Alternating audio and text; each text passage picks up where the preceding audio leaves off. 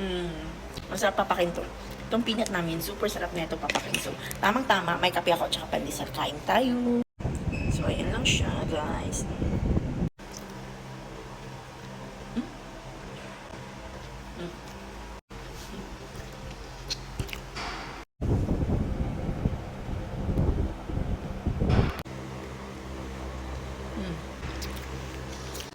Masarap siya papakin.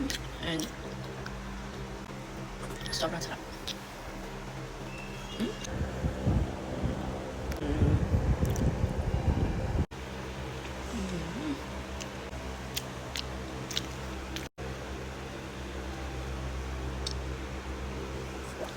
Ito na yung kulay subo.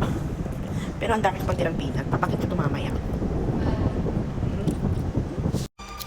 Last one.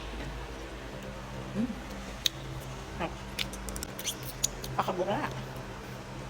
Sa pang